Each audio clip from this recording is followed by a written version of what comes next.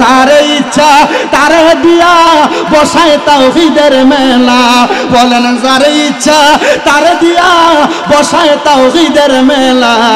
কেউ বুঝিতে পারে না রে কামেল ওলির খেলা, আরে কামেল পীরের খেলা।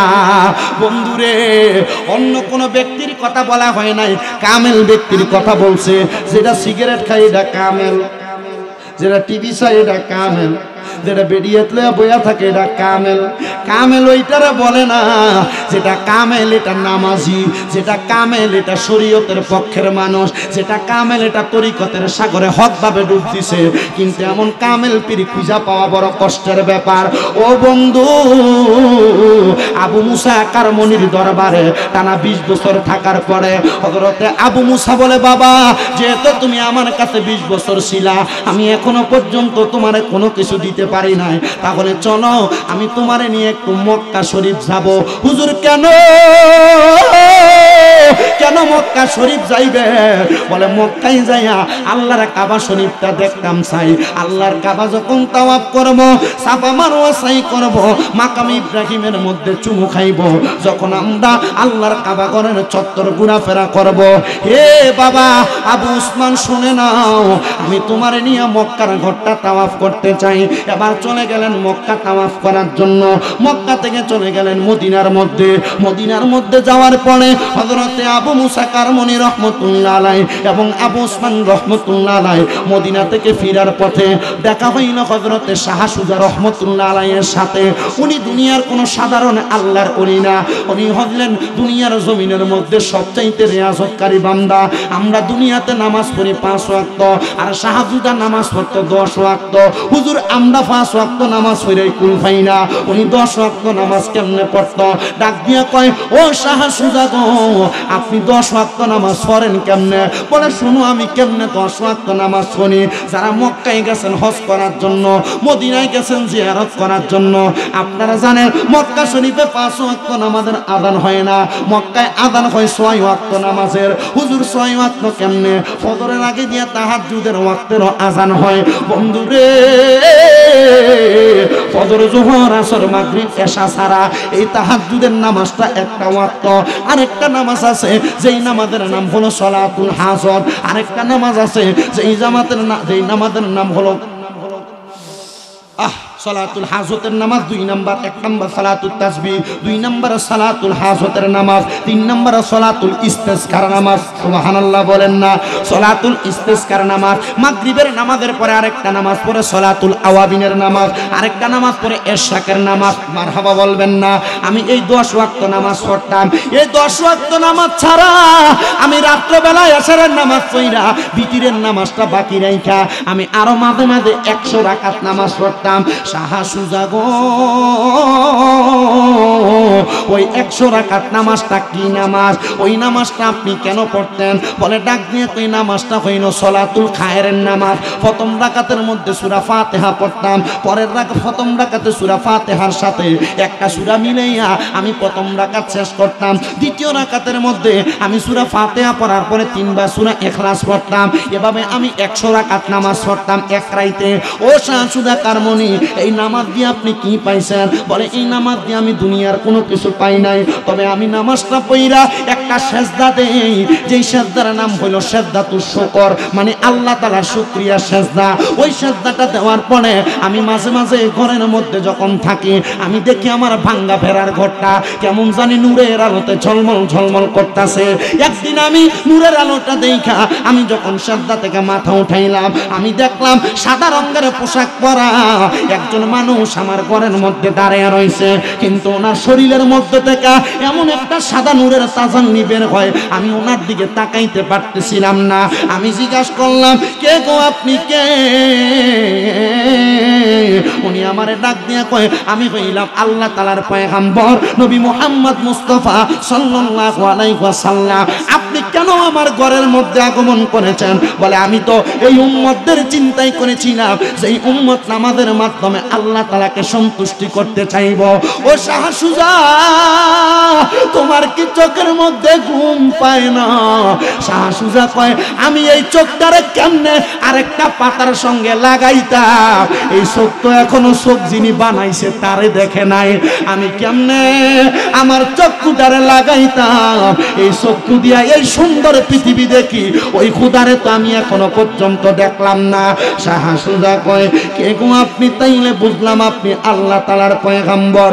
নবী গো আমি আপনার চেহারাটা একবার দেখতে চাই। শাহ সুজা ডাক দিয়া কয় এমন করে দেখতে দেখতে দেখতে দেখতে রে আমি 3 বার নবীর দিদার পাইছি। ওই আবু উসমান যিনি শরীরের পোশাক বাদ দিয়া আল্লাহর ইবাদতে মশগুল হয়েছে, উনি কয় এবার আমি আমার ওস্তাদ আবু হাফসের চাইতে শাহ সুজারে বেশি পছন্দ করতে লাগলাম। আমি বলতে লাগলাম ও আল্লাহ গো, এমন একজন উস্তাদ যদি আমি আমার জীবনে বানাইতে পারতাম যিনি জীবনে 3 বার নবীর দিদার পাইছে। সুবহানাল্লাহ। بالهدى ودين الحق ليظهره على الدين كله ولو كره الكافرون। নবী গো শুনেন, ওয়ালাউ কারিহাল মুশরিকুন। নবী গো শুনে নেন, আপনাকে পাঠানোর পরে, আপনাকে দুনিয়াতে প্রেরণ করার পরে এমন কিছু মানুষ থাকবে তাদের মুখের ফুৎকার দ্বারা আমি আল্লাহ তাআলার নূরটাকে দমায়া দিতে চাইবে। আমার আল্লাহ তাআলা ঘোষণা করে ওয়ালাউ কারিহাল মুশরিকুন, যারা এই নূরটাকে ফু দিয়া নিবে দিতে চাইবে এরা আর কেউ না, এরা মুশরিক, এরা বেঈমান। আমার নবী রহমাতুল লিল আলামিন নবীর নূরটাকে আমার আল্লাহ তাআলা এমন ভাবে বহির প্রকাশ করলেন, আল্লাহ তাআলার কোরআনের আলো দ্বারা, কোরআনের হেদায়েতের বাণী দ্বারা মানব জাতিকে হেদায়েত করার জন্য আমার পেয়ারা হাবিব মুহাম্মদ মুস্তাফা সাল্লাল্লাহু আলাইহি ওয়াসাল্লাম নবীর প্রতি কোরআন নাযিল করলেন। আমার আল্লাহ তাআলা জানায়া দেয় বন্ধু আমার, হাবিব আমার, দোস্ত আমার, আপনি আপনার উম্মতদেরকে জানিয়ে দেন এই কোরআন যারা তেলাওয়াত করবে আমি আল্লাহ তাআলা তাদেরকে দুনিয়ার মধ্যে 5টা নিয়ামত প্রদান করব। একটা জবানও বন্ধ রাখবেন না, জবানটা খুলে উচ্চ কণ্ঠে বলেন সুবহানাল্লাহ। নবীজির প্রখ্যাত হাদিস বিশারদ হযরতে আব্দুল্লাহ ইবনে আব্বাস রাদিয়াল্লাহু তাআলা আনহু থেকে হাদিস বর্ণিত। উনি বলেন আমার আল্লাহ তাআলা আমার নবীকে বলেছেন দুনিয়ার জমিনে যারা এই কোরআনের তেলাওয়াত করবে, এই কোরআন তেলাওয়াত শিখতে পারবে, এই কোরআনটারে মুহাব্বত করবে, আমার আল্লাহ তাআলা 5টা নিয়ামত প্রদান করবে। ইয়া রাসূলুল্লাহ নবী গো, আপনি দয়াল নবী রহমাতুল লিল আলামিন নবী ঘোষণা করেন না আমার আল্লাহ তাআলা কোন 5টা নিয়ামত দিব? বন্ধুরে আপনাদের এই নিয়ামতপুর এলাকায় কসবা থানা বলেন, নবীনগর থানা বলেন, আশেপাশে এলাকার মধ্যে মানুষ হার্ট অ্যাটাক করে কি করে না? স্ট্রোক করে কি করে না? হার্ট অ্যাটাক করলে, স্ট্রোক করলে প্রাথমিক চিকিৎসা দেওয়ার পরে হয় তাকে ব্রাহ্মণবাড়িয়া নেওয়া হয়, নয় তাকে ঢাকা শহরের মধ্যে নেওয়া হয়। মাত্র 1 রাত্র আইসিইউর মধ্যে অক্সিজেন লাগিয়ে রাখার জন্য ডাক্তারখানার মধ্যে 70 থেকে 80 হাজার, 1,20,000 সর্বোচ্চ বিল দেওয়া লাগে। বলে হুজুর কেন জানেন? অক্সিজেনের খরচটা বেশি, হসপিটাল ভাড়া মাত্র 2,500, অক্সিজেনের খরচ 24 ঘন্টার জন্য 70,000 থেকে 1,20,000 টাকা। আর আমার আল্লাহ তাআলা আমার দয়াল নবী রহমাতুল লিল আলামিন নবীরে কয় নবী গো, আপনি নবীর কোন উম্মত যদি এই কুরআনুল কারীমের বেশি বেশি তেলাওয়াত করে আমি আল্লাহ তাআলা ওই বান্দার হায়াত বাড়ায়া দিব। কোন সুবহানাল্লাহ। নিয়ামতপুরের যুবক, নিয়ামতপুরের বাবারা, নিয়ামতপুরের পর্দার অন্তরালের মা বোনেরা, চিন্তা করে দেখো আমার আল্লাহ তাআলার বান্দারা স্ট্রোক করার কারণে, হার্ট অ্যাটাক করার কারণে অক্সিজেন দিয়ে 24 ঘন্টা বাঁচানোর জন্য 70 থেকে 1,20,000 টাকা খরচ করে হসপিটালে রাখবা। আর আমার আল্লাহর কোরআনুল কারীমের মাত্র একটা আয়াত যদি তেলাওয়াত করতে পারো আমার আল্লাহ তাআলা তোমার হায়াত বাড়ায়া দিব। কয়দিন বাড়াইবো বলে নাই, তুমি বান্দা যতদিন তেলাওয়াত করবা হায়াত বাড়ায়া দিব। একজন জবানটা খুলা বলেন তিনি কে? আর জবানটা খুলা বলেন বাবা তিনি কে?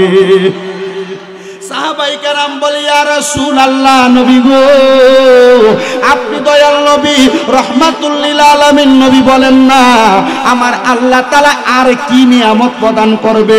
আমার নবী বলে উম্মত শুনো, আমার আল্লাহ তাআলা 2 নাম্বার আরেকটা নিয়ামত প্রদান করবে। ওই নিয়ামত হইল আল্লাহর ওই বান্দা যদি কোনো কঠিন রোগের মধ্যে আক্রান্ত থাকে আমার আল্লাহ তাআলা কঠিন রোগ থেকে বান্দারে শেফা দান করব।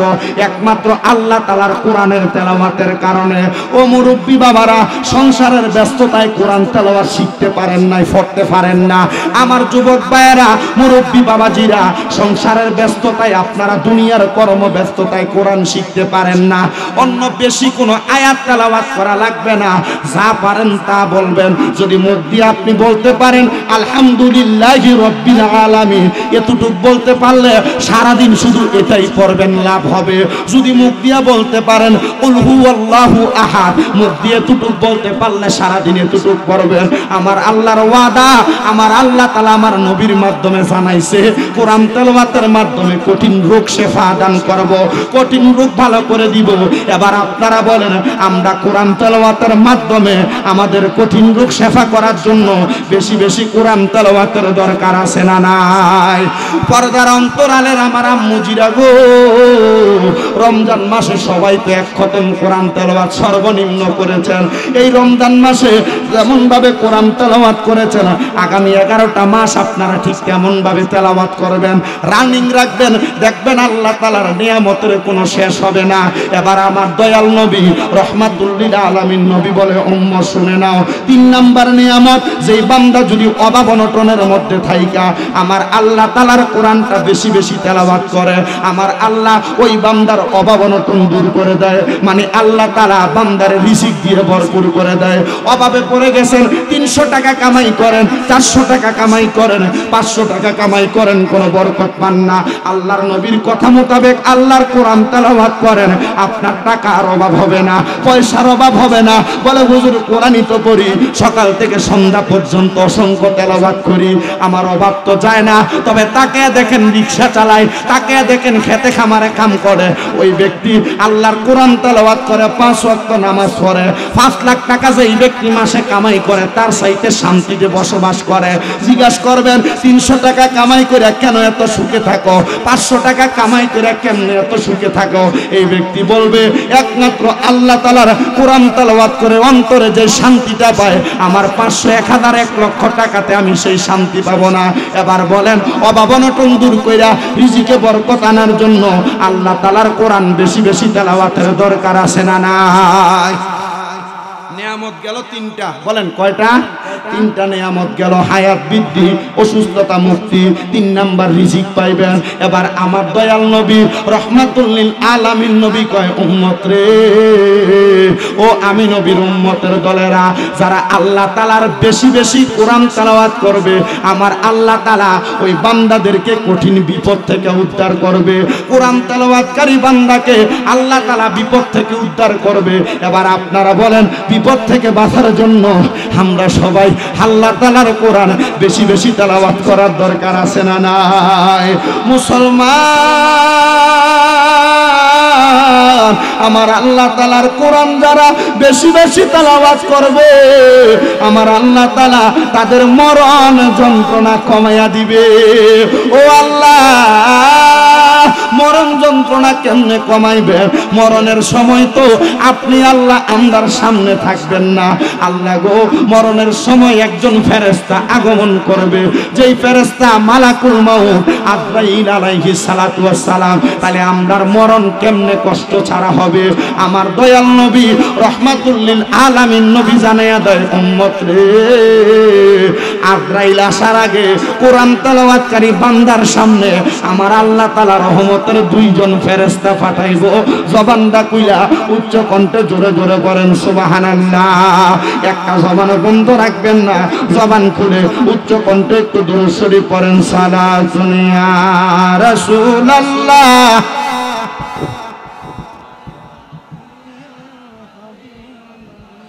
আলাইকুম, সালাতুন ইয়া রাসূলুল্লাহ, সালামুন ইয়া হাবিবাল্লাহ, জামালে আশিকাবাশদ মুহাম্মদ, খেয়ালে ও বরাবাশদ আহমদ, সালাতুন ইয়া রাসূলুল্লাহ আলাইকুম, সালামুন ইয়া হাবিবাল্লাহ আলাইকুম, সালাতুন ইয়া জোরে मैं सलामुन या हबीब বাগানো ও নিয়ামতপুরের বাবারা, তাইলে 4টা নিয়ামত পাইলাম। 1 নাম্বার হায়াত বৃদ্ধি, 2 নাম্বার রিজিক বৃদ্ধি, 3 নাম্বার অসুস্থতা দূর, 4 নাম্বার বিপদ থেকে মুক্তি, 5 নাম্বার নিয়ামত হইল আমার আল্লাহ তাআলা আমার নবীর মাধ্যমে জানিয়ে দেয় ওই বান্দা মরণের সময় বিনা কষ্টে মারা যাবে, ঈমান নিয়ে মারা যাবে। ইয়া রাসূলুল্লাহ, আজরাইল তো মরণের সময় বুকটার মধ্যে যখন থাবা দিয়া আমরা রূহটা নিয়ে যাইব, আমরা তো কষ্ট পাইয়া মারা যাইব, তাহলে আপনি কেন বললেন ইমানদার বান্দা, কোরআন তেলাওয়াতকারী বান্দা এমন কষ্ট পাইয়া মারা যাবে না? আমার নবীজি হাদিস বর্ণনা করে, উম্মত আমার শোনো শোনো শোনো রে, আমি দয়াল নবী তোমরা উম্মতের জানিয়ে দে, আজরাইল আগমন করার আগে ওই বান্দার সামনে আমার আল্লাহ তাআলা 2 জন ফেরেশতা পাঠিয়ে দিব। সাহাবায়ে কেরাম একটা ডাক দিয়া কয়, নবী গো, ইয়া রাসূলুল্লাহ, ইয়া হাবিবাল্লাহ, নবী গো, ওই 2 জন ফেরেশতা কেন একজন মানুষের সামনে আসবে যেই মানুষটা আল্লাহর কোরআনে বেশি বেশি তেলাওয়াত করে? আমার নবী একটা ডাক দিয়া কয়, সাহাবীরা রে, ও সাহাবায়ে কেরাম শোনো শোনো শোনো, ওই 2 জন ফেরেশতা তোমার সামনে আইসা একটা ফেরেশতা তোমার মাথার কাছে দিয়া বইসা তোমার মাথার মধ্যে এমন ভাবে হাতটা বুলিয়ে দিব, ছোট বাচ্চা কান্না করলে তার মা যেমন ভাবে তার মাথার মধ্যে হাতটা বুলিয়ে দিলে ছোট বাচ্চাটা ঘুমায়া যায়। ইমানদার বান্দা, কোরআন তেলাওয়াতকারী বান্দাটা ইন্তেকাল করার সময় তার সামনে রহমতের ফেরেশতা মাথার মধ্যে এমন ভাবে হাত বুলিয়ে দিবে রে, ইমানদার বান্দার মরণের কষ্টটা আর টের পাবে না। সাহাবায়ে কেরাম কই, ইয়া রাসূলুল্লাহ, ইমানদার তো ঘুমাইবো, ইমানদার তো মরবে না। আমার নবী ডাক দিয়ে কয়, সাহাবীরা রে, ও সাহাবায়ে কেরাম শুনো শুনো শুনো, ইমানদার বান্দা যখন ঘুমায়া যাইব এমন টাইমে আল্লাহ তাআলার ফেরেশতা মুআল্লিমুল মালাইকা উনি যখন আমার আল্লাহ তাআলার কাছে বলবে, আল্লাহ বান্দার হায়াত শেষ, বান্দার রূহটা কি কবজ করা যায়নি, ওই সময় আজরাইল আমার আল্লাহ তাআলার কাছে যখন অনুমতি চাইব, আমার আল্লাহ ডাক দিয়া বলবো, আজরাইল রে, ও আজরাইল শোনো শোনো শোনো, এই বান্দার রূহ তো তুমি এমনে কবজ করতে পারবা না। আল্লাহ কেন? বলে আমার বন্ধু মুহাম্মদ মুস্তাফা সাল্লাল্লাহু আলাইহি ওয়াসাল্লাম নবী বলেছে, যেই বান্দা বিকৌলি লা ইলাহা ইল্লাল্লাহ ফাদাখালাল জান্নাহ, বান্দা যদি মুখ দিয়া একবার কালিমা পড়ে ওই বান্দা জান্নাতের মধ্যে প্রবেশ করব। এই আজরাইল শোনো শোনো শোনো, বান্দা তো কালিমা পড়ছে, আমি আল্লাহর ইবাদত করছে, এই বান্দাটা দুজকে যাবে, আমি আল্লাহ তা চাই না। বান্দার রূহ তুমি এখন কবজ করতে পারবা না। মাবুদ, বান্দার রূহটা কখন কবজ করব? আমার আল্লাহ বলবে, বান্দা যদি ইন্তেকালের আগে কালিমা পড়ে না মারা যায়, এই বান্দা তো ঈমান গ্রহণওয়ালা বান্দা হবে না। বান্দা ঘুম থেকে যখন সজাগ হবে, তুমি আজরাইল তখন বান্দার রূহটা কবজ করবা। আজরাইল ডাক দিয়ে কয়, আল্লাহ কখন কবজ করব? বলে বান্দা কিছুক্ষণ পরে ঘুম থেকে জাগ্রত হয়ে যাবে। আমার আল্লাহ তাআলার 2 জন রহমতের ফেরেশতার মধ্যে আরেকজন রহমতের ফেরেশতা ঈমানদার বান্দা, কোরআন তেলাওয়াতকারী বান্দা, নামাজি বান্দাটার নাকের কাছে জান্নাতি মেশক আম্বরের আতরের একটু সুঘ্রাণ ছড়াইয়া দিব। ঈমানদার বান্দা ওই সুঘ্রাণটা পাইয়া ঘুম থেকে যখন চক্ষুটা খুলব, আমার আল্লাহ তাআলার ওই ফেরেশতাটা জান্নাতি একটা তামার অথবা জান্নাতি একটা আপেল আইনা বান্দাটার সামনে যখন ধরব, বান্দা চক্ষুটা খুলব। কারণ ঈমানদার বান্দা তো খাবারের পাগল না, ঈমানদার বান্দা তো দামি কোনো জিনিসের পাগল না। বান্দা চোখটা খুলে দেখব, বান্দার সামনে জান্নাতি তুফা মানে আপেল ধরে রাখছে। ঈমানদার বান্দাটা চোখটা খুইলা ওই জান্নাতি ফলের দিকে তাকাইয়া লক্ষ্য করে দেখবে ওই ফলের মধ্যে কালিমা তৈয়্যিবা লেখা। ঈমানদার বান্দা পড়বে, লা ইলাহা ইল্লাল্লাহু মুহাম্মাদুর রাসূলুল্লাহ সাল্লাল্লাহু আলাইহি ওয়াসাল্লাম। আমার দয়াল নবী কই, উম্মত আমার আল্লাহ আজরাইলকে আদেশ করবে, আজরাইল যাও যাও যাও। বান্দা এই মুহূর্তে কালিমা পড়েছে, কালিমা পড়ার সময় বান্দার মুখ দিয়া যে হাওয়াটা বাতাসটা নির্গত হয়েছে, ওই বাতাসের মাধ্যমে ঈমানদার বান্দার রূহটা তুমি কবজ করে আনো। আজরাইল যাইয়া ঈমানদার বান্দা, কোরআন তেলাওয়াতকারী বান্দার মুখের মধ্য দিয়া যে বাতাসটা বের হবে, তখন যখন রূহটা কবজ করে নিয়ে যাবে, ঈমানদার ইমানদার বান্দা মৃত্যুর কষ্টটা টের পাবে না। বান্দার কাফন শেষ, দাফন শেষ, এমন টাইমে আজরাইল ফেরেশতা আমার আল্লাহ তাআলার কাছে প্রশ্ন করবে, মাবুদ রে,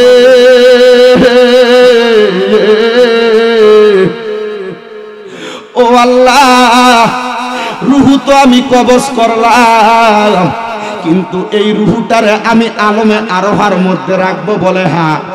আজরাইল ফেরেশতা রূহ নিয়ে আলমে আরোহার দিকে যাবে। এই রূহটা আজরাইল ফেরেশতার হাতের মধ্যে থাকবে না। আজরাইল বলবে, আল্লাহ, রূহ তো আমার হাতের মধ্যে থাকে না, আল্লাহ কেমন করে এই রূহটারে আমি বহন করব? পরে বলো কি? বলে, হ্যাঁ আল্লাহ, এটা তো কোনো সাধারণ রূহ আমার কাছে মনে হয় না। আপনারা বলেন, এলাকার মধ্যে যেই ব্যক্তি নামাজ পড়ে না, মানে বেনামাজি, সুদ খায়, হারাম খায়, পরের হক মাইরা মাইরা খায়, ঝগড়া ফাসাদ দ্বন্দ্ব নিয়ে ব্যস্ত, এই ব্যক্তির রূহ যেমন নামাজি, রোজাদার, ইমানদারের রূহ কি তেমন নাকি? হ্যাঁ, বেনামাজির রূহ আর নামাজির রূহ একরকম না। আল্লাহ কোরআনে কয়, লা ইয়াস্তাবি আসহাবুন নারি ওয়া আসহাবুল জান্নাহ। যারা জান্নাতি, যারা দুজকি, তারাও একরকম না। আসহাবুল জান্নাতি হুমুল ফাইজুন, যারা জান্নাতি তারা হইল সফল কাম। আজরাইল আমার আল্লাহর ডাক দিয়া কয়, আল্লাহ, এই বান্দার রূহটা তো অন্য কোন রূহুর মতো না। আমার আল্লাহ বলবে, আজরাইল, এই বান্দার রূহ হইল ঈমানি রূহ, এই বান্দার রূহ কোন সাধারণ রূহ না। আজরাইল বলবে, আল্লাহ, এই বান্দার রূহ তো আমার হাতে থাকে না। আপনাদের কসবা নিয়ামতপুর এলাকায় শখের মধ্যে, ক্ষেতের মধ্যে শীতকাল যাওয়ার পরে গরমকালে মানুষ মাছ ধরেনি। মাছ ধরলে দেখবেন এক জাতের মাছ আছে যেটা মাটির ফ্যাকের তলে তলে থাকে, যেটা হাতে ধরলে এটা হাতে থাকে না, ফিসলিয়া ফুরিয়া জায়গা, যেটার আমরা কুমিল্লার বা সেটার বাইং মাছ কই, আপনারা তো ওইটাই কই বাইং মাছ। এটা হাতে থাকে না, ফিসলিয়া ফুরিয়া জায়গা। আমরা ওস্তাদ কুমিল্লা আলিয়া মাদ্রাসার হেড মুহাদ্দিস হুজুর আল্লামা মুফতি আব্দুর রাজ্জাক হুজুর, হুজুর আমাদেরকে হাদিস পড়ানোর সময় হুজুর বলতেছে, বাবা, আজরাইল যখন তোমাদের ফেরেশতা তোমাদের রূহটা হাতে নিবে, যদি তুমি ইমানদার হও, কোরআন পড়িনা হও, নামাজ পড়িনা হও, তাজা ইমানটা যদি তোমার থাকে, বাইং মাছ যেমনি হাতে ধরলে হাতের মধ্যে থেকে ফিসলেয়া বাইং মাছটা হাত থেকে ফিরে যায়, ইমানদারের রূহটা আজরাইলের হাতে থাকবে না। আজরাইল একবার ডান হাতে নিবে, একবার বাম হাতের মধ্যে নিবে। ওই সময় আজরাইল আমার আল্লাহর কাছে বলবে, মাবুদ, আল্লাহ, রূহ তো হাতে থাকে না, করব কি বলো? এবার আমার আল্লাহ তাআলা আদেশ করবে, এরে আজরাইল ফেরেশতা, জান্নাতের মধ্যে প্রবেশ করো, জান্নাতের মধ্যে যাইয়া যাহাব এবং ফিদ্দাত, মানে স্বর্ণ এবং রূপার দুইটা পেয়ালা নিয়া তুমি এই রূহটারে সেখানের মধ্যে ধারণ করো। আজরাইল ফেরেশতা জান্নাতের মধ্যে যাইয়া স্বর্ণ এবং রূপার পেয়ালার মধ্যে আজরাইল ফেরেশতা রূহটারে রাখার চেষ্টা করবে। রূহ যখন স্বর্ণের পেয়ালায় থাকবে না, রূপার পেয়ালার মধ্যে থাকবে না, আল্লাহ তাআলার কাছে বলবে, আল্লাহ, ও আল্লাহ, তোমার কাছে জানতে চাই, রূহ তো কোনো পেয়ালার মধ্যে থাকে না। আমার আল্লাহ বলবে, রে আজরাইল ফেরেশতা, রূহ যেহেতু কোনো জায়গার মধ্যে থাকে না, তাহলে তার রূহ আবার তার মাঝে ফিরিয়ে দাও। আল্লাহ, রূহ ফিরিয়ে দিলে তো মানুষ জিন্দা থাকবে, মানুষটারা তো আপনি রূহ কবজ করছেন। আমার আল্লাহ কয়, এটা তো আমার বন্ধু হাবিবুল্লাহর ওয়াদা, আমি আমার বন্ধুরে জানিয়ে দিছি, ওয়ালা তাকুনু লিমান ইউকতালু ফি সাবিলিল্লাহি আমওয়াত বাল আহইয়াউ ওয়ালাকিন লা তাশউরুন। আজরাইল রে, আমি তো আমার বন্ধু মুস্তাফার কাছে ওয়াদা করছি রে, যারা আমি আল্লাহর রাস্তার মধ্যে ইন্তেকাল করবে, আমি আল্লাহর রাস্তার মধ্যে তাদের রূহটা দিয়া দিবে, আমি আল্লাহ তাদেরকে মৃত বলে সম্বোধন করব না। আল্লাহ তারা কি? আমার আল্লাহ কয়, তারা হইল জিন্দা বাল আহিয়াউ। আল্লাহ তারা যে জিন্দা, আমরা তো তারারে দেখি না, আমরা তো তাদেরকে মরা বইলাই জানি। আমার আল্লাহ কয়, ওয়ালাকিন লা তাশউরুন, এদেরকে যারা মরা বলে ধারণা করে এরা হইল নির্ভুল, এরা হইল বোকা, এরা বুঝতে পারে না। এই জন্য মনে রাখবেন, যারা ইমানদার, যারা হাক্কা নামাজি, যারা কোরআন পড়নেওয়ালা, যারা হক বান্দা, সলিহিন বান্দা, আবেদ বান্দা, এরা মরা না, এরা কবরের মধ্যে জিন্দা আমরা দেখি না। তবে কিছুদিন পর পর দেখবেন খবর পাওয়া যায় অমুক এলাকায় অনেক মানুষকে মাটি দেওয়ার 10 মাস পরে, 1 বছর পরে, 12 মাস পরে, 13-14 বছর পরে কবরের মধ্যে যেমনে মাটি দিছে এমনে কাফনের কাপড় সহ পাওয়া যায়। এটা হইল ওই নজির। ওই নজিরটা হইল যারা ইমানদার বান্দা, ফাক্কা নামাজি বান্দা। এবার আজরাইল যখন ওই বান্দার রুহটারে কোনো জায়গায় রাখতে পারবে না, আজরাইল চইলা আসবে বান্দার মধ্যে রুহটা দেওয়ার জন্য। আইসা দেখবে ওই বান্দা বাড়ির মধ্যে নাই, বান্দারে তো বাড়ি থেকে বাহির করে নিয়া বান্দারে কবরে রাইখা দেওয়া হয়েছে। ওই বান্দারে কবরের মধ্যে যখন রুহটারে ফেরত দেওয়া হবে, ওই বান্দারে কবরের মধ্যে রুহটা ফেরত দেওয়ার পরে হুজুর রুহগুলা কি করে? হাদিস শরীফের মধ্যে পাইলাম আল্লাহর হাবিব সাল্লাল্লাহু আলাইহি ওয়াসাল্লামের প্রখ্যাত সাহাবী হযরতে আবু হুরায়রা রাদিয়াল্লাহু তাআলা আনহু হাদিস বর্ণনা করে। একই হাদিস হযরতে আবু সাঈদ খুদরি রাদিয়াল্লাহু তাআলা আনহু বর্ণনা করে। একই হাদিস হযরতে আনাস ইবনে মালিক রাদিয়াল্লাহু তাআলা আনহু বর্ণনা করে। একই হাদিস হযরতে উসাইদ রাদিয়াল্লাহু তাআলা আনহু বর্ণনা করে। একই হাদিস হযরতে হামজালা রাদিয়াল্লাহু হযরতে হুযায়ফা রাদিয়াল্লাহু তাআলা আনহু বর্ণনা করে। তিনারা বলতেছেন আল্লাহর কোন বান্দারে যখন রূহটা ফিরিয়ে দেওয়া হয়, ওই রূহটা ফিরিয়ে দেওয়ার পরে ওই বান্দাটা সর্বক্ষণ আমার আল্লাহ তাআলার সুজুদ আদায় করে, আল্লাহ তাআলার কাছে সিজদা আদায় করে। কোথায় আদায় করে? বলে এটা সম্পর্কে মহান আল্লাহ সবচাইতে বেশি অবগত। বাজান আমার, আমি জানতে চাই আমার আল্লাহ তাআলার পেয়ারা হাবিব মুহাম্মদ মুস্তাফা সাল্লাল্লাহু আলাইহি ওয়াসাল্লাম নবীর উপরে নাজিলকৃত কোরআনুল কারীমকে যারা তেলাওয়াত করে, ওই বান্দার মরণটা যদি এত মজার মরণ হয়, আমরা সবাই ওই বেশি কোরআন তেলাওয়াত করে করে আমাদের মরণটা এমন মজার মরণ বানাইতাম, চাই কি চাই না? বন্ধুরে ও আমার নিয়ামতপুর এলাকার পর্দার অন্তরালের মা বোনেরা গো, এবার বুঝা নাও, যারা রমজান মাসে বেশি বেশি কোরআন তেলাওয়াত করছো, রমজান ছাড়াও মাঝে মাঝে একটু একটু করে কোরআন তেলাওয়াত করো, আমার আল্লাহ তাআলা তোমাদেরকে কত বেশি নিয়ামত প্রদান করব। আর এমন কপাল পোড়া, এমন হতভাগা আছে যারা রমজান চলে গেছে, আরো বড় তেয়ারের বাজার আসুক না কেন, তারা আল্লাহর কোরআন দ্বারে দৈরও দেখে নাই। এমন অনেক মা বোন আছে মার্কেট নিয়ে ব্যস্ত ছিল, আল্লাহ তাআলার কোরআনকে রমজান মাসে একটা খতম করে নাই। মা গো মা, আমি তোমাদের মতো গর্বের একটা মায়ের সন্তান, আমার মা ও মা, তুমিও মা, তোমাদের কদমে হাত দিয়া বললাম গো মা, যদি আল্লাহর কোরআন দ্বারা মোহাব্বত কইরা প্রত্যেক মাসে মাসে সর্বনিম্ন একটা খতমে তেলাওয়াত করতে পারো, আমরার বিশ্বাস আছে গো মা, আমার আল্লাহ তাআলা তোমাদেরকেও জান্নাত দান করব। আসেন বাবারে, আমরা ওই আল্লাহ তাআলার কোরআন রে মোহাব্বত কইরা একটু জবান খুলে উচ্চ কণ্ঠে জোরে জোরে পড়ি।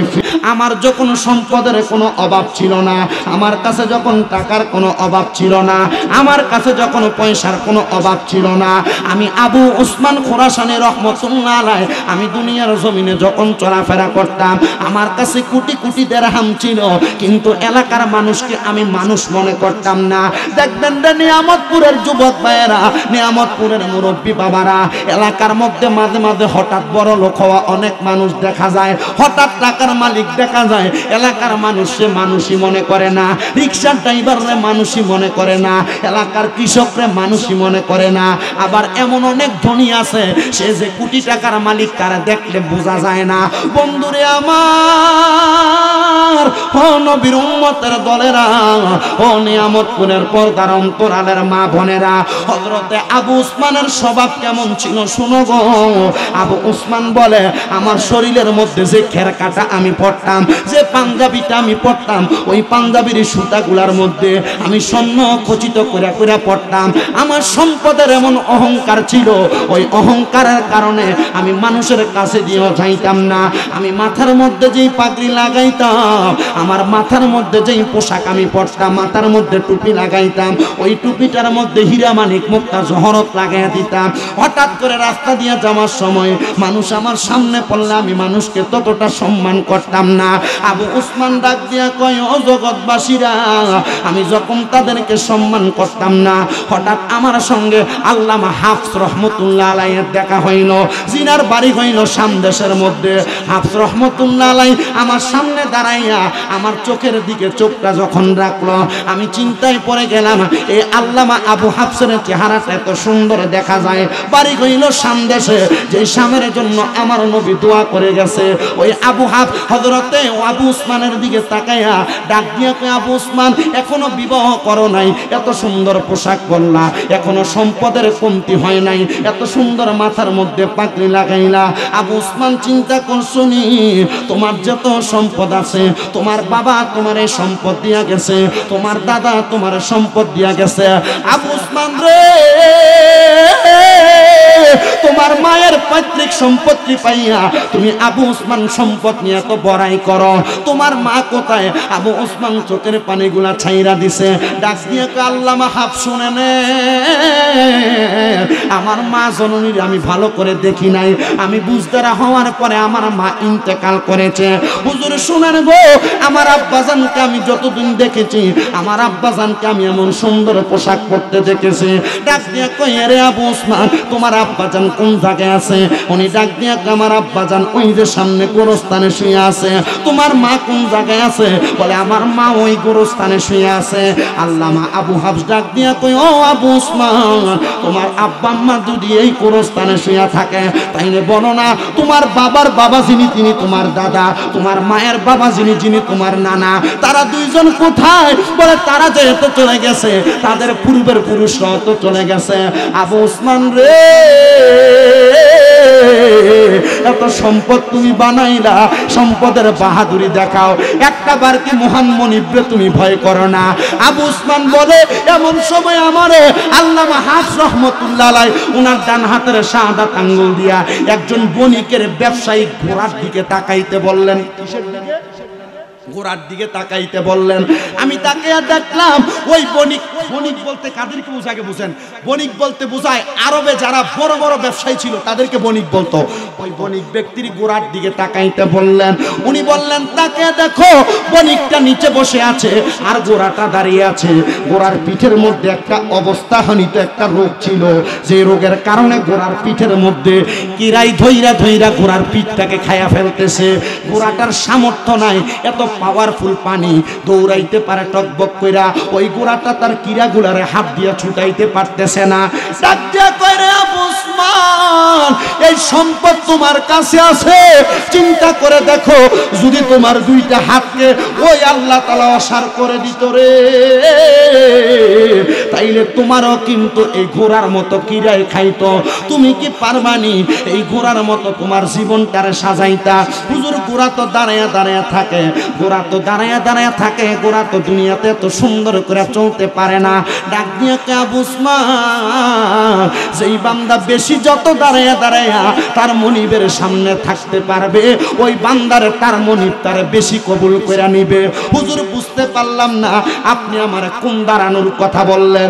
এ আবু উসমান, এই দাঁড়ানি দুনিয়ার কোনো সাধারণ দাঁড়ানি না রে, এই দাঁড়ানি হইল মহান মনিবের কাছে গভীর রাতে তাহাজ্জুদের মুসল্লার মধ্যে দাঁড়ায়া দাঁড়ায়া যেই বান্দা চোখের পানিগুলা ফালাইতে পারে রে, ওই বান্দা দুনিয়ার টাকার মালিক হয় না, ওই বান্দার দুনিয়ার পয়সার মালিক হয় না, মণিমুক্তা জহরতের মালিক না হইতে পারে, ওই বান্দা আখিরাতের ধনে ধনী হইয়া যায়। হুজুর, আখিরাতের ধনে আমিও ধনী হইতে চাই। বলে, আমি এতক্ষণ তোমার যে নসিহত পেশ করলাম, এই নসিহত শোনার পরে তুমি তোমার জীবনটাকে পরিবর্তন করে নাও।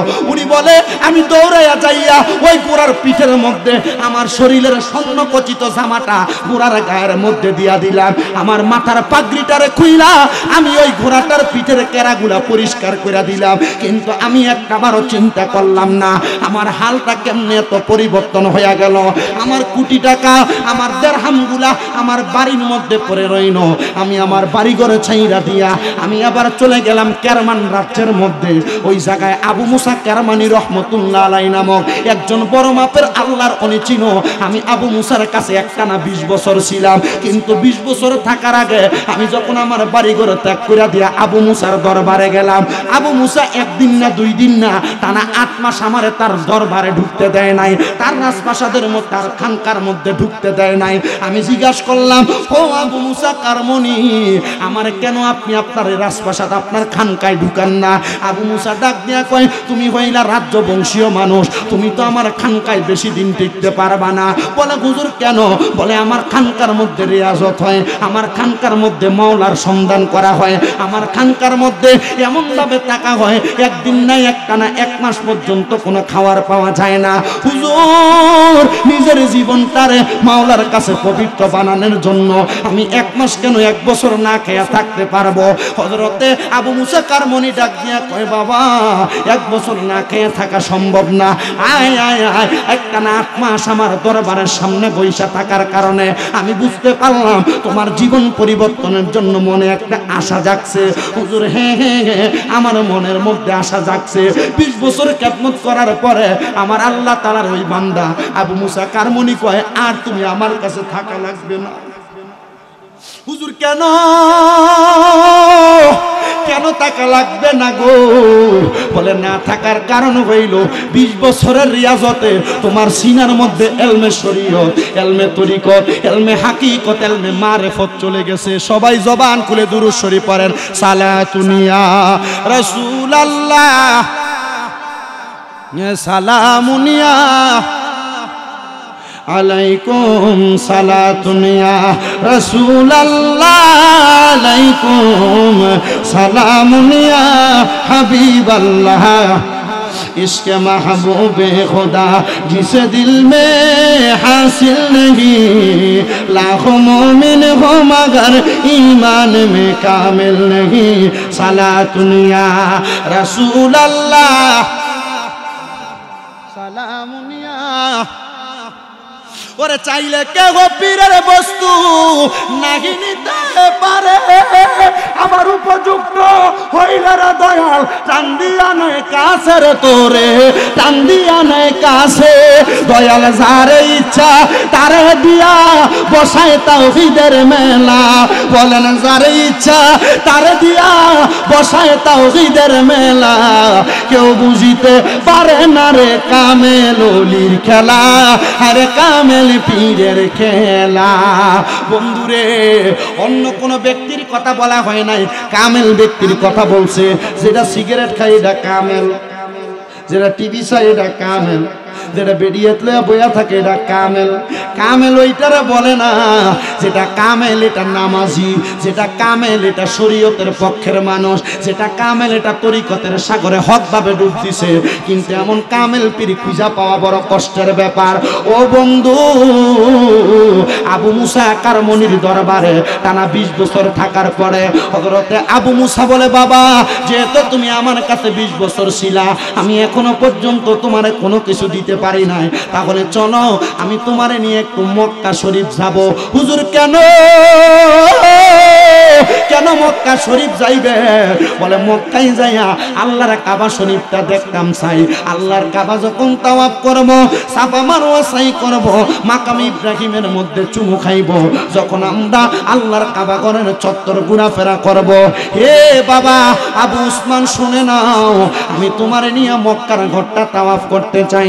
এবার চলে গেলেন মক্কা তাওয়াফ করার জন্য। মক্কা থেকে চলে গেলেন মদিনার মধ্যে। মদিনার মধ্যে যাওয়ার পরে হযরতে আবু মুসা কারমনি রহমতুল্লাহ আলাইহি এবং আবু উসমান রহমতুল্লাহ আলাইহি মদিনা থেকে ফেরার পথে দেখা হইল হযরতে শাহ সুজা রহমতুল্লাহ আলাইহির সাথে। উনি দুনিয়ার কোনো সাধারণ আল্লাহর ওলি না, উনি হলেন দুনিয়ার জমিনের মধ্যে সবচাইতে রিয়াজতকারী বান্দা। আমরা দুনিয়াতে নামাজ পড়ি 5 ওয়াক্ত, আর শাহ সুজা নামাজ পড়তো 10 ওয়াক্ত। হুজুর আমরা 5 ওয়াক্ত নামাজ পড়াই কুল পাই না, উনি 10 ওয়াক্ত নামাজ কেমনে পড়তো? ডাক দিয়া কয়, ও শাহ সুজা গো, আপনি 10 ওয়াক্ত নামাজ পড়েন কেমনে? বলে শুনো আমি কেমনে 10 ওয়াক্ত নামাজ পড়ি।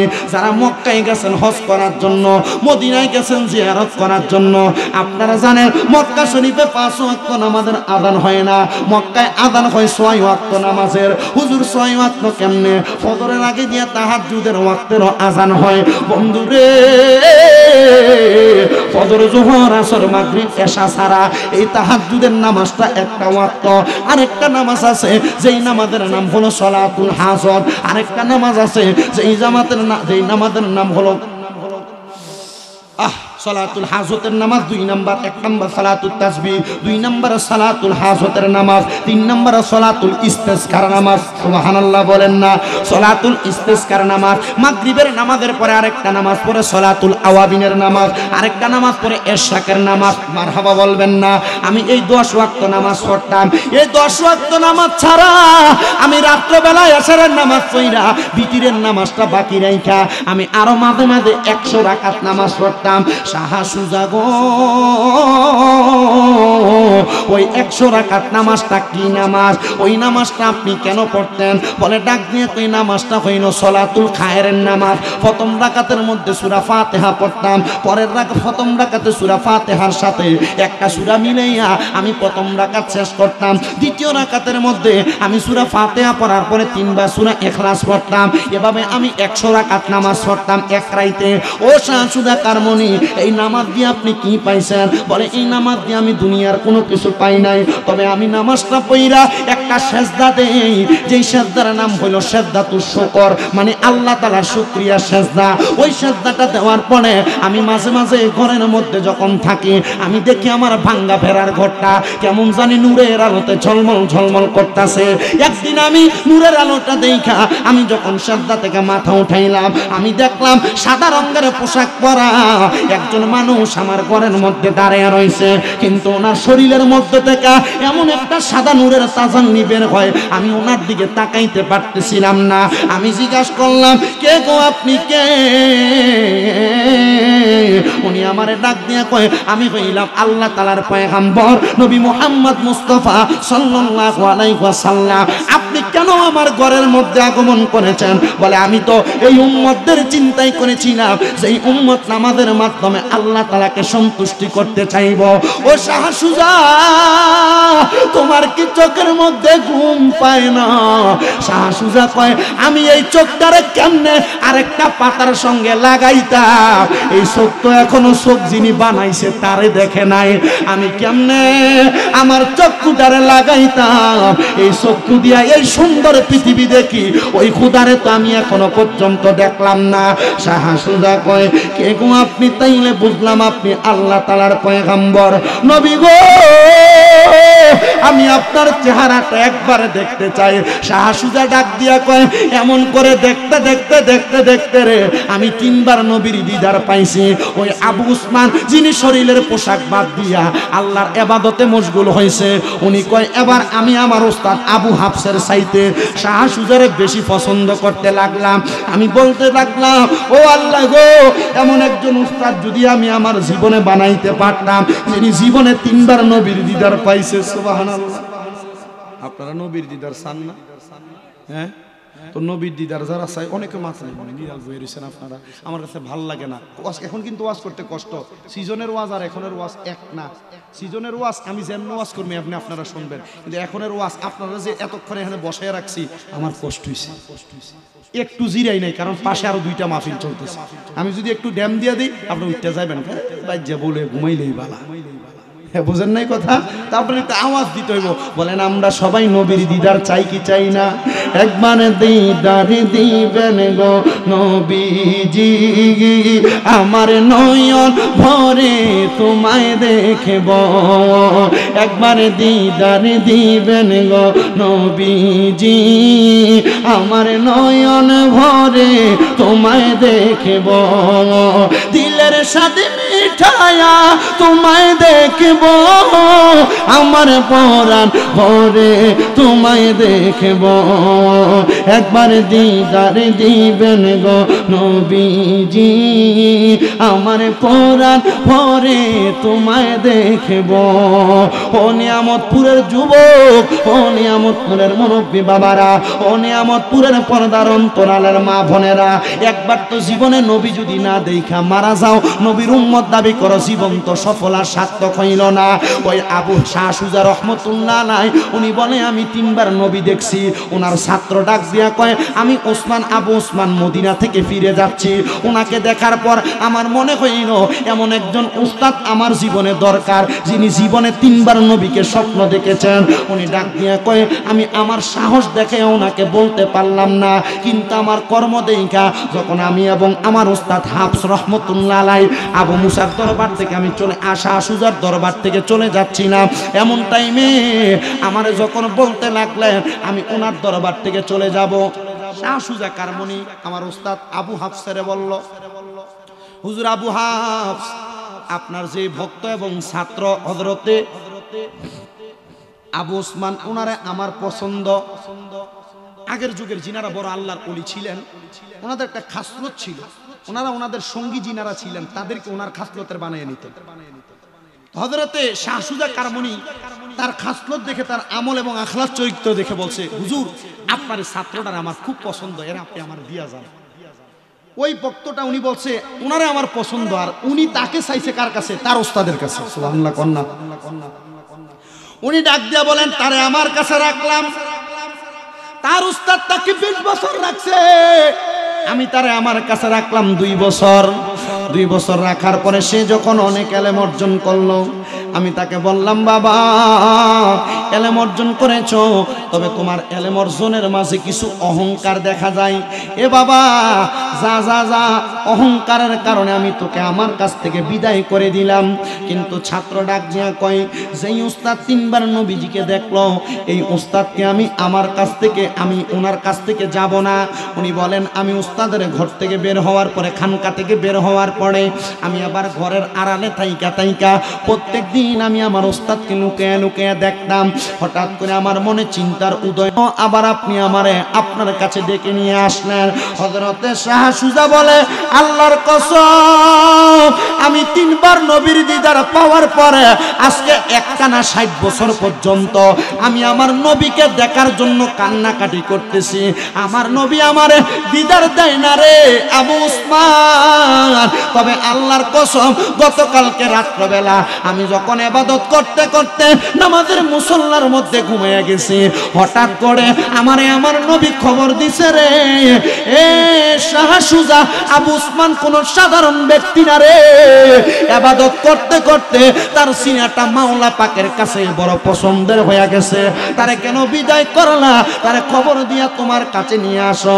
হযরতে শাহ সুজা কয় আমি আবু ওসমান রে আমার কাছে আইনা চিন্তা করলাম কখন জানি আমার কাছ থেকে চইলা যায়, তারে আমার কাছে আইনা প্রস্তাব দিলাম, এ বাবা আবু ওসমান তোমার কাছে আমি আমার কন্যা বিবাহ দিতে চাই। হুজুর আপনার কন্যা যে বিবাহ করব, আমি জিনাকে বিবাহ করব, তিনার চরিত্র কেমন? বলে তিনার চরিত্র সম্পর্কে আমি তোমাকে বলতে পারবো না, তবে তুমি আমার কন্যার সঙ্গে সাময়িক একটু কথা বলবা পর্দার অন্তরাল থেকে, যদি তার কথার মধ্যে তাকওয়া খুঁজে পাও, কথার মধ্যে যদি ইহসান খুঁজে পাও, তাইলে তুমি বিবাহ করবা। হুজুর কথার মধ্যে তাকওয়া কেমনে খুঁজা পায়, কথার মধ্যে ইহসান খুঁজা পায় কেমনে? তাকওয়া হইল খোদাভীতি, তার কথার মধ্যে যদি, তার ভিতরে যদি খোদাভীতি থাকে, আল্লাহরে ভয় থাকে, তাহলে তার কথা হবে মিষ্টি, কথা শুনতে ভালো লাগবে, কথা শুনলেই মনে হবে লোকটা চিটার না, বাটপার না, খারাপ না। হুজুর তার কথার মধ্যে ইহসান কেমনে পাওয়া যাবে? বলে সে যখন তোমার সঙ্গে কথা বলবে বিনয়ী হইয়া কথা বলবে, আর আমরা বিনয়ী হইয়া কথা বলবো দূরের কথা, চাচা ভাতিজার সঙ্গে কথা বললে গালি ছাড়া ওই কথা নাই। কথা বলে না কেন? বন্ধু বন্ধুর সঙ্গে কথা বললে গালি ছাড়া কথা নাই। না না না, তাইলে কথার মধ্যে দুইটা জিনিস রাখবেন, এক নাম্বার খোদাবিতি, দুই নাম্বার ইহসান। আরেকটা জিনিস আরেকবার শিখে নেন, কথার মধ্যে দুইটা জিনিস রাখা লাগবে, খোদাবিতি এবং ইহসান। খোদাবিতি এবং ইহসান, খোদাবিতি এবং ইহসান। মা বোনদেরকে বেশি বেশি বলবো, কথার মধ্যে খোদাবিতি রাখবেন, ইহসান রাখবেন। জামাইর লগে কড়া ভাষায় কথা বলতে সাবধান, কারণ আপনি কড়া ভাষায় কথা বইলা জান্নাত হারাইবেন। মা বোনদেরকে আবারও বলছি, কথার মধ্যে দুইটা জিনিস লাগবে, খোদাবিতি এবং ইহসান, নমনীয়তা। আল্লাহ তাআলা আমাদেরকে রাখার তৌফিক দান করুন, জোরে বলেন আমিন। শাহ সুজা বলে, আবু উসমান কথা বলছো? বলে হুজুর বলছি। ওই দুইজনের যখন বিবাহ হয়ে যায়, হযরত আবু উসমান বলে, ও শাহ সুজা কারমনির কন্যা, আমার কলিজার টুকরা স্ত্রী, আমি তোমার কাছে অন্য কোনো কিছু চাই না। আল্লাহ তাআলা আমাদের বৈবাহিক সম্পর্কের মাঝে, আল্লাহ তাআলা দুইটা মনের মিলনের মাঝে কিছুদিন পরে যখন একটা সন্তান দান করবে, ওই সন্তানটা যেন হয় একজন আল্লাহওয়ালা ব্যক্তি। ওই সন্তানটা যেন হয় আমি আব্বা জানের ইন্তেকাল করার পরে আমার নাজাতের ফয়সালা। আপনার সন্তান, আমার সন্তান নাজাতের ফয়সালা হবে কিনা গ্যারান্টি আপনার কাছে দিলাম। বলে হুজুর আমার ফুতে কেমনে আমার নাজাতের ফয়সালা হবে? আমার ফুতে সারাদিন মোবাইল নিয়ে ব্যস্ত থাকে। হুজুর আমার ফুতে কেমনে আমার নাজাতের ফয়সালা হবে? আমার সন্তান সারাক্ষণ খারাপভাবে চলাফেরা করে। হুজুর আমার সন্তান কেমনে আমার নাজাতের ফয়সালা হবে? আমার সন্তান তো আযান দিলে মসজিদই যায় না। হুজুর আমার ছেলে কেমনে নাজাতের ফয়সালা হবে? তার চুলের স্টাইল দেখলে মনে হয় গোড়ার চুল তার মাথার মধ্যে ঝুলতেছে। হুজুর আমার ছেলে কেমনে নাজাতের ফয়সালা হবে? তার দিকে তাকাইলে মনে হয় সে একটা বেসামরিক অন্য ধর্মের মানুষ। না রে না, ও বাবার দলেরা, আপনারা আপনাদের সন্তানকে যদি ইসলামিক মাইন্ডের বানাইতে চান, তাহলে আপনার সন্তানকে ছোটবেলা থেকে ঠিক তেমন ভাবে মানুষ করা লাগবে, যেই সন্তান আপনি মারা যাওয়ার পরে আপনার কবরের সামনে দাঁড়ায় হাত বাড়াইয়া দিবে, রব্বির হামহুমা কামা রব্বায়ানি সগীরা ওয়া কুর রব্বির হামহুমা কামা রব্বায়ানি সগীরা। আল্লাহর নবীর হাদিস শরীফের মধ্যে পাওয়া যায়, একটা নেককার সন্তান মার কবরের সামনে যাইয়া, আব্বার কবরের সামনে যাইয়া যখন রব্বির হামহুমা কামা রব্বায়ানি সগীরা বইলা আল্লাহর কাছে দুইটা চোখের মনি কোঠার মধ্যে একটা মাছির মাথা পরিমাণ পানি ছেড়ে দিয়ে কান্না করে, ওই পানি মাটিতে পড়ার আগে আমার আল্লাহ তাআলা তার মা বাবার জীবনের গুনাহ মাফ করে দেয়। হযরতে আবু উসমান কই, স্ত্রী তুমি বলো ওই সন্তান আমার নাজাতের জরিয়া হবে? হযরতে আবু উসমানের স্ত্রী ডাক দিয়ে কই, শুনেন স্বামী, আমি গ্যারান্টি দিতে পারবো না, হেদায়েতের মালিক আমার আল্লাহ। এমন ভাবে 10 মাস 10 দিন পরে আবু উসমানের স্ত্রীর গর্ভ থেকে একটা কন্যা সন্তান জন্ম নিছে। আবু উসমান কয়, নবীর হাদিসে বললাম ছেলে সন্তান জন্ম নিলে জানাজা পড়ে সালাম ফিরানোর আগে মা বাবার কবরের আযাব মাফ। কিন্তু কন্যা সন্তান জন্ম নিল, এই কন্যা সন্তান জন্ম নেওয়ার কারণে মাইয়া তো আমার জানাজার নামাজ পড়তে পারবে না, তাইলে আমার আল্লাহকে আমার কবরের আযাব মাফ করবে না। ও মুসলমান, না না না, এমন ধারণা রাখলে চলবে না। আল্লাহ চাইলে কন্যা সন্তানদের দোয়ার বরকতে আব্বার কবরের আযাব মাফ করতে পারে, কন্যা সন্তানদের দোয়ার বরকতে আম্মার কবরের আযাব মাফ করতে পারে।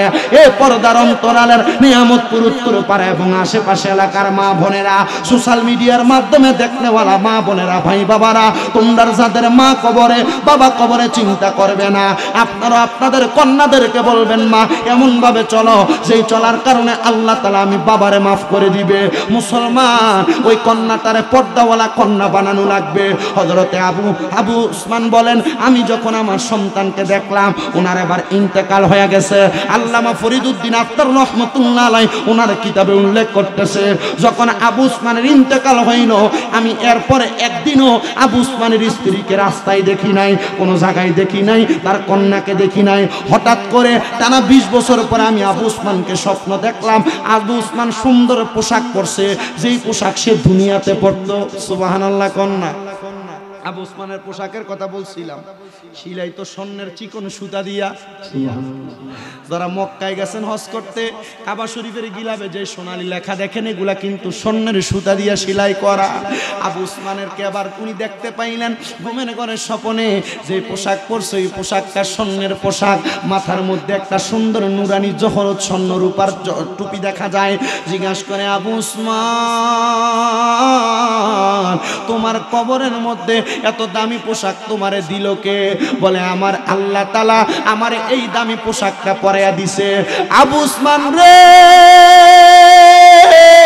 আল্লাহ তাআলা তোমারে কেন দামি পোশাক দিছে, কারণটা কি বলতে পারবা? বলে আমার আল্লাহ তাআলা আমারে বলছে আমি নাকি দুনিয়াতে একটা নেককার কন্যা সন্তান রেখে আসছি, যেই সন্তান আমি আব্বার জন্য দোয়া করলে আল্লাহ তাআলা কবরের মধ্যে আমার নিয়ামতটা বাড়ায়া দেয়, কবরের মধ্যে আমার নিয়ামতটা বাড়ায়া দেয়। এই সন্তানের দলেরা তুমি একবার চিন্তা করো, তোমার চলাফেরার খাসিয়তের কারণে, তোমার চলাফেরার ধরনের কারণে আল্লাহ তাআলা তোমার মা বাবার কবরের আযাব মাফ করবে কিনা? বলে হুজুর মাফ করবে কেমনে?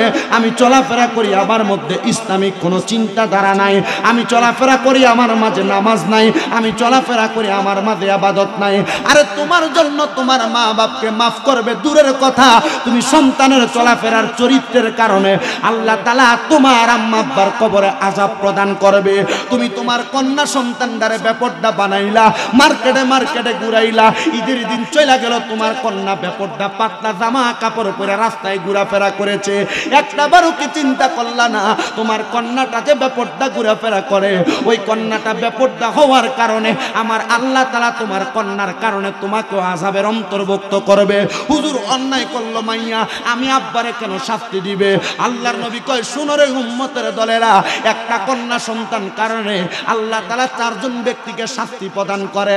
যাদের মাইয়া আছে একবার চিন্তা করেন, আল্লাহ তাআলা আপনার মেয়ের কারণে আপনার কবরে আযাব প্রদান করবে। হুজুর কেন? আল্লাহর নবী কয় কোন বাবা যখন তার সন্তানকে জন্ম দেয়, ওই সন্তানকে জন্ম দেওয়ার পরে আব্বা যদি তার মাইয়ারে পর্দা না করায়, ওই মাইয়ার কারণে বাবা দুজকের আগুনে জ্বলবে। আল্লাহর নবী কয় কোন সন্তান যখন তার মাকে পর্দা না করাবে, আপনাদের যাদের মা আছে, আপনার মা যদি বেপর্দা ঘুমটা ছাড়া মুখ দেখে অপর পুরুষের সামনে যায়, আল্লাহ তাআলা আপনার মার কারণে আপনাকে দুজকে দিবে। আল্লাহর নবী কয় কোন পুরুষের বোন যদি বেপর্দা চলে, আপনার বোন যদি মুখ দেখায়া চেহারা দেখায়া পর পুরুষের সঙ্গে কথা বলে, আপনার বোন যদি পর্দা না করে, আল্লাহর নবী কয় একটা বোনের কারণে তার ভাই দুজকে যাবে। আল্লাহর নবী কয় শুধু তাই নয় রে মুসলমান, শুনে নাও, একটা সন্তান যখন বিবাহ করে, বিবাহ করার পরে কোন পুরুষ যদি তার বউকে পর্দা না করায়, তাহলে ওই পুরুষটা তার বউয়ের কারণে দুজকে যাবে। ও মুসলমানের ফুতেরা, ও মুসলমানের সন্তানেরা, তোমার বউ নিয়ে তুমি মোটর সাইকেলের পেছনে চড়াইয়া চড়াইয়া ঘুরে বেড়াও, একটাবার চিন্তা করো তোমার বউকে যে পর পুরুষ মানুষটা দেখলো, ওই বেপরদার কারণে, বেহায়াপনার কারণে আল্লাহ তাআলা তুমি পুরুষ মানুষকে দুজকে দিবে। তোমার বউকে তুমি আদেশ করো তোমার ছোট ভাইকে ভাত বেড়ে দেওয়ার জন্য, কিন্তু তুমি চিন্তা করো না ওই ছোট ভাইটা তোমার বউয়ের জন্য গায়রে মাহরাম, তোমার ছোট ভাই তোমার বউয়ের চেহারা দেখতে পারবে না। আর এলাকার পোলাপান বিবাহ করার পরে বউকে দেখার জন্য উন্মুক্ত করে দেয়, পুরো এলাকার মানুষ তার বউকে দেখতে আসে, ফেসবুক সোশ্যাল মিডিয়ায় বউয়ের ছবি শেয়ার করে, পোলাপানেরা ভাইয়ের বোনের ছবি ভাই শেয়ার করে, মায়ের ছবি দেয় ফেসবুকে, মায়ের ছবি দিয়া দোয়া চাই মা অসুস্থ। না রে না, একবার চিন্তা করার মনে মনে ধারণা নাও, তোমার মাকে, তোমার বোনকে, তোমার স্ত্রীকে, তোমার মাইয়াকে অন্য পুরুষরা দেখার কারণে, এ গায়রে মাহরাম মানুষটা দেখার কারণে তোমার মাইয়াটা বেপরদা, এই মাইয়া বেপরদা যতদিন চলাফেরা করবে আল্লাহ তাআলা তোমার কবরের মধ্যে আযাব দিবে।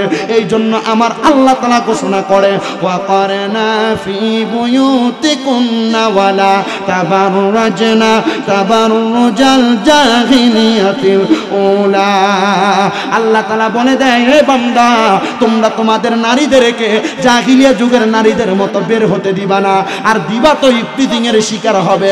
দেখেন জায়গায় জায়গায় ফ্রি মিক্সিং এর কারণে, মেয়েরা অবাধ চলাফেরার কারণে, মেয়েরা পুরুষ মানুষকে দেখে না চলার কারণে, পুরুষদের সঙ্গে অবাধ মেলামেশা করার কারণে, কলেজের মেয়ে বলেন, বিভিন্ন ইউনিভার্সিটির মেয়ে বলেন, স্কুলের মেয়েরা বলেন, এরা ধর্ষিত হয়, রাস্তায় ইফতিজিং এর শিকার হয়। এর অন্যতম কারণ হইল বেপরদা, অন্যতম কারণ হইল অবাধ অবৈধ পোশাক পরা, অন্যতম কারণ হইল তাদের পোশাকের বেশভূষা ভালো না। এগুলা দেইকা এমন পোশাক পরে, সে উলঙ্গ থাকলে যেমন দেখা যাইতো, পোশাক পরলে তেমন দেখা যায়। বর্তমান যুগের মেয়েরা বোরকা পরে এমন ভাবে, বোরকা পরলে যে অবস্থা হবে, বোরকা না পরলেও তেমন অবস্থা, উলঙ্গ থাকলে যেমন অবস্থা, বোরকার উপর দিয়ে তার ঠিক তেমন অবস্থা। আল্লাহর দোহাই পর্দার অন্তরালের মা বোনেরা, আল্লাহর নবীর প্রখ্যাত সাহাবী হযরত আল্লাহর নবীর প্রখ্যাত হাদিস বিশারদ হযরত আয়েশা সিদ্দিকা রাদিয়াল্লাহু আনহা, আমরা আল্লাহ তাআলার সঙ্গে শিরিকও করি না, নামাজ পড়ি আল্লাহর জন্য, রোজা রাখি আল্লাহর জন্য, হজ যাকাত যত ইবাদত সব ইবাদত আমার আল্লাহর জন্য। কিন্তু আমার নবী রাহমাতুল লিল আলামিন নবী বলে, উম্মত আল্লাহ তাআলার প্রতি ইবাদতের পরে শিরিক না করার পরে তোমার দ্বিতীয় নাম্বার দায়িত্ব হলো ওয়াবিল ওয়ালিদাইনি ইহসানা, তোমরা তোমাদের মা বাবার প্রতি ইহসান করবা। হুজুর আম্মা আব্বার প্রতি ইহসান করব কেমনে? আম্মা আব্বার খেদমতের মাধ্যমে। সন্তান মনে করে মা বাবা বেঁচে আছে, আম্মা আব্বার খেদমত বলতে আমি বুঝি মা বাপকে ভাত খাওয়ানো, আম্মা আব্বারে সুন্দর করে চলানো ফেরানো, এগুলা শুধু তোমার দায়িত্ব না। অনেক সন্তান তো আজকের মাহফিলে বসেছেন যাদের মা মারা গেছে, যাদের বাবা মারা গেছে। আপনারা আম্মা আব্বা মারা যাওয়ার পরে হয়তো দুই ঈদের সময় দুইবার মা বাবার কবর জিয়ারত করে আপনার দায়িত্ব শেষ মনে করেন।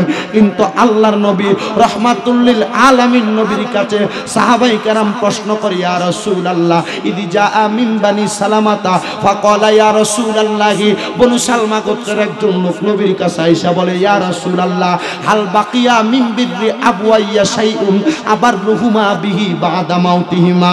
নবী গো, আপনার কাছে জানতে চাই আমাদের মা বাবার ইন্তেকালের পরে আমরা সন্তানের কোনো দায়িত্ব আছে কিনা?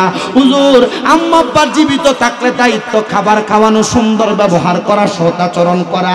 আম্মা আব্বা মারা যাওয়ার পরে আবার দায়িত্ব কি? আল্লাহর নবী কয় কওয়ালা নাম, হ্যাঁ অবশ্যই দায়িত্ব আছে। এক নাম্বার দায়িত্ব, আম্মা আব্বা মারা যাওয়ার পরে আসসালাতু আলাইহিমা, আম্মা আব্বার জন্য বেশি বেশি করে দোয়া করবা, এটা হলো সন্তানের সর্বপ্রথম দায়িত্ব। দুই নাম্বার দায়িত্ব ওয়াল ইস্তিগফারু লাহুমা, আম্মা আব্বার ইন্তেকালের পরে আম্মা আব্বার জন্য আল্লাহর কাছে ক্ষমা প্রার্থনা করবা, আল্লাহ যেন তোমার মা বাপকে ক্ষমা করে দেয়। তিন নাম্বার দায়িত্ব ওয়া ইনফাজু আহাদিহিমা, আম্মা আব্বা মারা যাওয়ার পরে আম্মা আব্বার কোনো ওয়াদা থাকলে এগুলা সন্তান পূরণ করবা।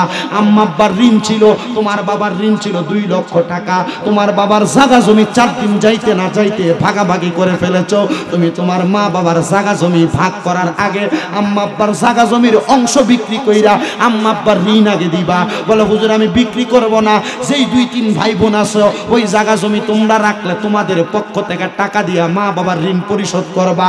সন্তানের দল 4 নাম্বার দায়িত্ব ওয়াসিলাতির রাহমিল্লাতি লা তুসালু ইল্লা বিহিমা, আম্মা আব্বা মারা যাওয়ার পরে অনেক সন্তানই আছে বাবা মারা যাওয়ার পরে চাচা ফুফুদের খবর নেয় না, মা মারা যাওয়ার পরে খালা মামাদের খবর নেয় না, নানির বাড়ির আত্মীয় স্বজনের খবর নেয় না।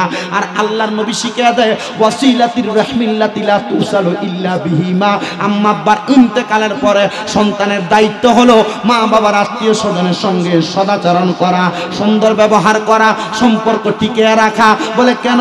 মা বাবার আত্মীয় স্বজনের সঙ্গে সুন্দর ব্যবহার করলে, সদাচরণ করলে, তাদের সঙ্গে সম্পর্ক ঠিক রাখলে আল্লাহ তাআলা তোমার মা বাবার কবরের মধ্যে নাজাতের ফয়সালা করে দিবে। শুধু তাই নয়, আল্লাহর নবী বলেন 5 নাম্বার দায়িত্ব ওই ক্রমু সদিকিহিমা, আম্মা আব্বা মারা যাওয়ার পরে আম্মা আব্বার বয়সী মুরব্বী যারা, তোমার বাবা যে মুরব্বীদের সঙ্গে চলতো এদেরকে তুমি সম্মান করবা, তোমার মা যেই মুরব্বীদের সঙ্গে চলতো এদেরকে তুমি সম্মান করবা। আর বর্তমান জামানায় পোলাপান মানুষ বলেন, বর্তমান জামানায় সন্তানেরা বলেন বাবার বয়সী মুরব্বী, দুনিয়াতে আপনি কোনো অন্যায় করলে যদি আপনার ভুল কাজে ডাক দিয়ে আপনি মুরব্বীরে ধমক দিয়ে বসায়া ফালান। না না না, একটা কথা মনে রাখবেন, আপনার বাবা যদি বেঁচে থাকতো, এই যে ঈদ গেল বাবা দে অন্ধকার কবরে, বাবারে 500 টাকা দিয়ে কিনে একটা লুঙ্গি পরাইতে পারেন নাই বাবা কবরে, কিন্তু আপনার বাবার বয়সী মুরব্বী যারা এদেরকে যদি আপনি একটা লুঙ্গি কিনা পরাইতেন আল্লাহ তাআলা আপনার বাবার কবরে জান্নাতি পোশাকের ব্যবস্থা করে দিত। হুজুর কেন? কারণ এলাকার মুরব্বী আপনার বাবার বয়সী, একে আপনি আপনার বাবার মতো সম্মান করার কারণে এর রুহানি দুয়ার বরকতে আল্লাহ তাআলা আপনার বাবার কবরের আযাব মাফ করে দিবে। ও সন্তানের দল আর একটু মনোযোগ দেন, ঘটনা এখনো শেষ করি নাই। হযরতে আবু উসমান বলে আমার কবরের মধ্যে জান্নাতি পোশাক আমি বলতে যখন লাগলাম, এবার হযরতে শাহ সুজা উনি ডাক দিয়ে বলে, আমি তারে প্রশ্ন করলাম কারণ কি? বলে আমার কন্যা সন্তানের দোয়ার বরকতে। ও সন্তানের দলেরা, আব্বা আম্মার কথা যে ভুলে যান, এদের জন্য যে দোয়া করেন না। চিন্তা করে দেখেন, একটা সন্তান দোয়া করার কারণে আব্বা কবরের মধ্যে জান্নাতি পোশাক পেয়ে গেছে। আমরা সন্তানদের কাছে আবদার করব, আপনার মা কবরে, আপনার বাবা কবরে বেশি বেশি করে দোয়া করবেন। আর যাদের মা বাবা বেঁচে আছে, আপনারা মা বাবার প্রতি সদাচরণ এবং মা বাবার খোঁজ খবর বেশি নিবেন। বলে হুজুর আমি খোঁজ খবর নিব দূরের কথা, আমার বউ তো আমার মা বাপরে নিয়ে একসাথে থাকবো পছন্দ করে না। এখানে হয়তো এমন অনেক সন্তান আছে যারা তাদের মা বাবার মনে কষ্ট দিয়া মাহফিলে বসছেন, বউয়ের কথা শুই না বাইয়ে বাইয়ে ঝগড়া করে আম্মা আব্বাকে জুদা করে দিছেন, আম্মা আব্বাকে আলাদা করে দিছেন। এ যুবক ভাইয়েরা, মুরব্বী বাবাজিরা এমন যদি করে থাকেন, আম্মা আব্বার জুদা করে দিছেন, মা বাপ বাড়ির মধ্যে এক সপ্তাহ আপনার ঘরে ভাত খায়, এক সপ্তাহ বড় ভাইয়ের ঘরে ভাত খায়, এক সপ্তাহ মেজো ভাইয়ের ঘরে ভাত খায়। আল্লাহর দোহাই দেন, পারলে আপনার পাও আমার সামনে দেন। আপনি সন্তান আপনার মা বাবার কাছে এখান থেকে যে আগে মাপ চাইবেন। যতক্ষণ পর্যন্ত আপনার মা আপনার বাবা বলছে মাফ করে দিছি, ততক্ষণ পর্যন্ত আপনি আপনার মা বাবার পাও ছাড়বেন না। বলে হুজুর কেন কেন এমন কথা বললেন? আমি বলবো সন্তান এই কথা বলার কারণ হইল, তুমি তোমার মা বাবার মনে কষ্ট দিয়া নামাজ পড়বা, লাভ হবে না। মা বাবারে ভাত না দিয়া রোজা রাখবা, লাভ হবে না। মা বাবারে খানা না দিয়া যত রকমের ইবাদত করবা, কোনো লাভ হবে না। যতক্ষণ পর্যন্ত তোমার মা তোমারে মাফ না করছে, তোমার বাবা তোমারে মাফ না করছে, ততক্ষণ পর্যন্ত পাও ছাড়বা না, পাওটা ধরে রাখবা। কারণ নবী রহমাতুল্লিল আলামিন নবী কয়, আম্মা আব্বার সন্তুষ্টিতে আমার আল্লাহ সন্তুষ্টি হয়ে যায়। সন্তানের দল, ওই আম্মা আব্বারে সন্তুষ্টি করার চেষ্টা করো।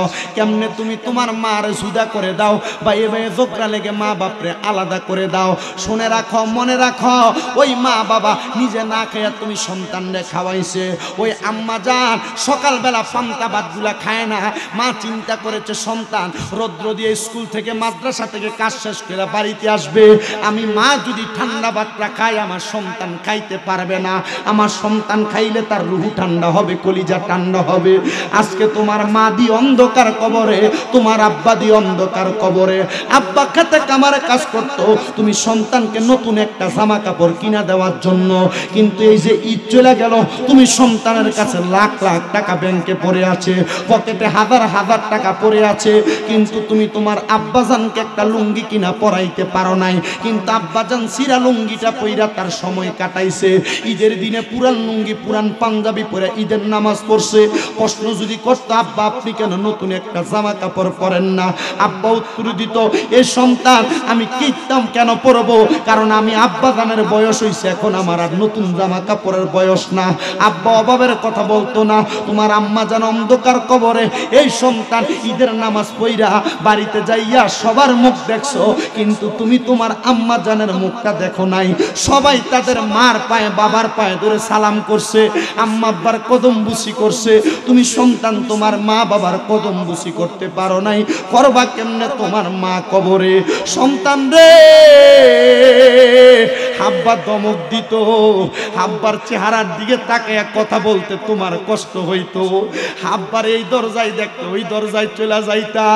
এখন যে তোমার আব্বাটা অন্ধকার কবরে মাটির ঘরে শুয়া রইছে, এখন কি তোমার কলিজা কাঁপে না? আগে আব্বা ধমক দিলেও ভালো ছিল, এখন কে আমারে ধমক দিব? আগে আব্বার কাছে অনুমতি নিয়ে বাড়ির বাহিরে যাইতা, এখন তোমার আব্বা যেন অন্ধকার কবরে। সন্তান একটা বার কি আব্বা আম্মার কবরের খবর রাখলা না? আব্বা আম্মা কবরে কেমন আছে তুমি জানো না? ওই আব্বা আম্মার কবরের খবর যদি তুমি নিতে চাও, আল্লাহর কাছে নামাজ পড়ে পড়ে দোয়া করো। কারণ আমার নবী বলছে, একটা সন্তান যদি তার মায়ের জন্য, তার বাবার জন্য আল্লাহর কাছে একটা চোখের মণি কোঠার মধ্যে মাছির মাথা পরিমাণ পানি ছাইরা দিয়া কান্না করে, ওই পানিটা মাটিতে পড়ার আগে আমার আল্লাহ তার মা বাবার জীবনের গুনাহ মাফ করে দেয়। সন্তান মা বাবা কবরে থাইকা তোমার কাছে টাকা চায় না, কবরে থাইকা তোমার কাছে পয়সা চায় না, কবরে থাইকা তোমার মা বাবা তোমার কাছে তোমার ধন সম্পদ চায় না। একমাত্র আসসালাতু আলাইহিমা ওয়াল ইস্তিগফারু লাহুমা ওয়া ইনফাযু আহাদিহিমা, এই তিনটা বরকত চাই তোমার কাছে, দোয়া চাই, ক্ষমা প্রার্থনা চাই, আম্মা আব্বার জন্য খাস করে করে দোয়া করবা। অনেকে চিন্তা করে হুজুর যাদের বাড়িতে বাবা আছে তারা বাড়িতে যে বাবার পায়ে ধরে মাপ চাইব, যাদের বাড়িতে মা আছে তারা বাড়িতে যে মার পায়ে ধরে মাপ চাইব। আমার তো আব্বা নাই, আমার তো মা নাই, আমি কার পায়ে ধরে মাপ চাইব? এ সন্তান, মাপ চাওয়ার সুযোগ নাই, চিন্তা করবা না। আল্লাহর কাছে আজকে আখিরি মুনাজাতে বেশি বেশি করে দোয়া করবা। সন্তানের দল শুধু মাপ চাওয়া না, যদি বাইসা থাকে সুযোগ থাকে আম্মা আব্বার পায়ের মধ্যে চুমা দিবা। আল্লাহর নবীর হাদিস প্রমাণ করে, নবী শিখিয়ে দেয় উম্মত, আম্মা আব্বার কদমে চুমা দেওয়া মানে আল্লাহর জান্নাতের চৌকাঠে চুমা দেওয়ার সওয়াব পাইবা। এক সাহাবী মক্কা বিজয় হওয়ার আগে উনি মনে মনে ইরাদা করেছে, যদি মক্কা বিজয় হয়ে যায় আমি মক্কা শরীফের চৌকাঠে যাই একটা চুম্মা দিব। কিন্তু সাহাবী মদিনা থেকে অনেক দূরে বাড়ি, মক্কায় যাবে তার কাছে এমন কোনো টাকা পয়সা ইনকাম ছিল না। ওই সাহাবী মক্কা বিজয় হওয়ার পরে নবী যখন হিজরত করে মদিনাতে চলে আসলেন, মদিনায় যা নবীকে প্রশ্ন করে, ইয়া রাসূলুল্লাহ, ইয়া হাবিবাল্লাহ, নবী গো, আমি যে মক্কার চৌকাঠে চুম্বন করব মনে মনে নিয়ত করলাম, এই ওসিয়ত আমার জন্য পূরণ করা ওয়াজিব। ওগো নবীজি, আপনি তো মক্কায় যাবেন, আপনার জন্মভূমি সেই জায়গায়, আপনি মক্কায় যাওয়ার সময় আমারে আপনার সঙ্গী বানায় মক্কায় নেবেন। আমার নবী তাকে বললেন, ও সাহাবী, তোমাকে মক্কায় নিয়ে যাওয়া হবে। কিন্তু পরের দিন ওই সাহাবী আর মদিনাতে আসেন নাই, দ্বিতীয় দিন ওই সাহাবী আর মদিনাতে আসেন নাই, তৃতীয় দিন ওই সাহাবী আর মদিনাতে আসেন নাই। আমার নবী খবর পাঠায়, সাহাবীরা খবর নাও, আমার সাহাবী কেন মদিনাতে আসে না? খবর নিলেন, ওই সাহাবীর আম্মাজান ঘরের মধ্যে মুমূর্ষু অবস্থায় পড়ে আছে। আমার নবী রওনা করলেন মক্কার পথে রওনা করতে হঠাৎ করে আরেকজন সাহাবী ওই সাহাবীরে খবর দেয়, এরে কলিজার টুকরা সাহাবী, নবী তো বলেছিল তোমাকে নিয়ে মক্কায় যাবে, নবী তো তোমাকে রেখে দিয়ে একাই মক্কার পথে রওনা করেছে। ওই সাহাবী বলে, আমার হাতে পানির একটা মাটির পাত্র, ওইটা হাত থেকে ছেড়ে দিয়ে আমি দৌড়ে আমার নবীজির দরবারে চলে গেলাম। ডাক দিয়ে বললাম, ইয়া রাসূলুল্লাহ, ইয়া হাবিবাল্লাহ, আপনার সঙ্গে আমার ওয়াদা ছিল, আপনি মক্কায় যাওয়ার সময় আমার মক্কায় নিয়ে যাবেন। আমার নবী বলেন, ও সাহাবী, তুমি মক্কায় কেন যাইবা? ইয়া রাসূলুল্লাহ, আমার ওসিয়ত হইল মক্কায় যে আমি আমার মক্কা শরীফের চৌকাঠে চুম্বন করব। নবী প্রশ্ন করে, 3 দিন তোমার জন্য অপেক্ষা করেছি, 3 দিন তুমি মদিনায় আসো নাই, কারণ কি? ইয়া রাসূলুল্লাহ, আমার মা অসুস্থ, মুমূর্ষু অবস্থায় আমি আমার আম্মা জানের খেদমতে ব্যস্ত ছিলাম।